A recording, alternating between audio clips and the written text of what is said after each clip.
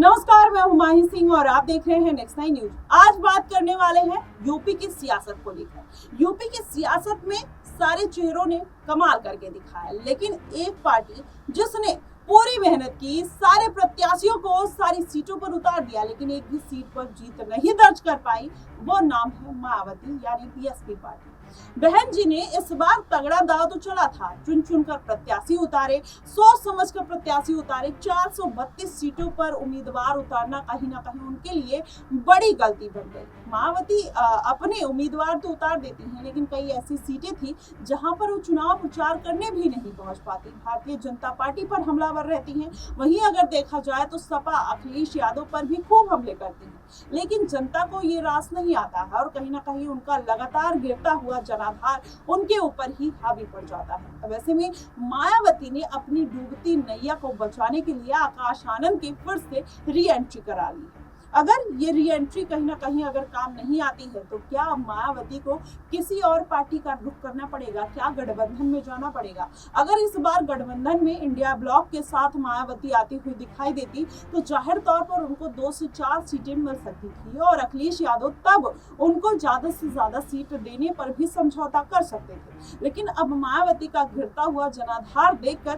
क्या अखिलेश यादव अब उनको उतनी सीटों देंगे या फिर उनको अब मायावती अगर गठबंधन में जाती है तो उनको कॉम्प्रोमाइज करना पड़ सकता है? जी हाँ, 2019 की अगर बात किया जाए तो मायावती ने 10 सीटें हासिल की थी, अखिलेश यादव 5 सीटों पर सिमट गए थे। वही होता अगर मायावती मैदान में है तो अखिलेश यादव को वोट नहीं मिलता और अगर वो इंडिया गठबंधन के साथ होती तो जाहिर तौर पर इसका जो फायदा है मायावती और सीटों पर उठा सकती थी। लेकिन मायावती का अकेले चलने का प्लान कहीं ना कहीं उनके ऊपर ही भारी पड़ता हुआ नजर आया और सबसे ज्यादा झटका उनको तब मिल गया जब उन्होंने आकाश आनंद की पार्टी से दूरी बना दी और उनको उनके पद से निष्कासित कर दिया। अब लेकिन मायावती ने अपनी गलती सुधारी है, क्योंकि आकाश आनंद एक बड़े नेता के तौर पर देखे जा सकते हैं। अब अगर देखा जाए तो आकाश आनंद ने जिस तरीके से पार्टी को जिम्मेदारी संभाली थी, 10 रैलियां की थी और वो रैलियों में कहीं ना कहीं फेमस होते हुए नजर आए थे।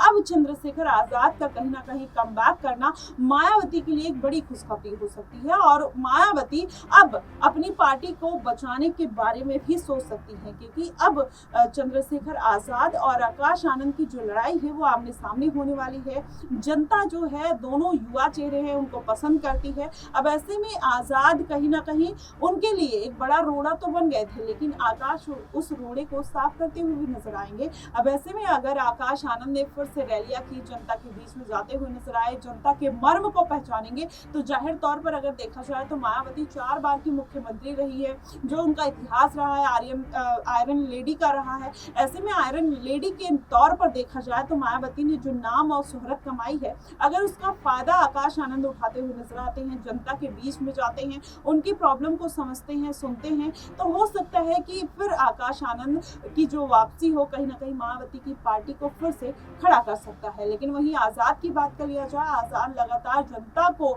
समझ गए हैं किस तरीके से जनता क्या चाहती है, तो ऐसे छोटे छोटे मुद्दे उठाते हुए नजर आते हैं और अपनी भाषा में कहीं ना कहीं एक शालीनता के साथ बोलते हुए भी नजर आते हैं। जी हाँ, आपको बता दें अभी कुछ दिन पहले जब इंटरव्यू हुआ था तब आकाश आनंद की जब बात की गई आजाद से, तो आजाद ने कहा कि वो छोटे भाई हैं और मैं उनका सम्मान करता हूं।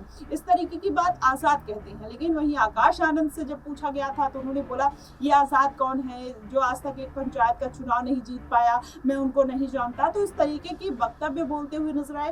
तो दोनों में डिफरेंस इसी बात का देखने को मिलता है कि आजाद किस तरीके से किस लहजे में जनता का दिल जीतते हैं और आकाश आनंद में वो एग्रेसिवनेस दिखता है जो हर किसी को पसंद नहीं आता है। वैसे में अगर आकाश आनंद अपनी कमियों को दूर कर लेते हैं, हो सकता है आने वाले दिनों में अगर आजाद के पथ पर वो चलते हुए, उनके रास्ते पर चलते हुए नजर आए, तो जाहिर तौर पर हो सकता है कि उनको कोई बड़ी जिम्मेदारी मिल सकती है, बड़ी सक्सेस मिल सकती है और वो भी एक दिन संसद में जाकर अपना ताल ठोकते हुए भी नजर आ सकते हैं। अब ऐसे में देखा जाए तो आकाश आनंद आनंद को सारी जिम्मेदारी संभाल लेनी चाहिए और उसी दमखम के साथ संभालनी चाहिए जिस दमखम के साथ मायावती ने उनकी एंट्री कराई है। फिलहाल आपको क्या कुछ लगता है कि आकाश आनंद क्या आने वाले दिनों में आजाद की बराबरी करते हुए नजर आएंगे या फिर अपने तरीके से अपने स्वाभिमान के साथ, अपनी डिग्निटी के साथ जनता का दिल जीत सकते हैं? आप हमें कमेंट बॉक्स में जरूर बताइएगा।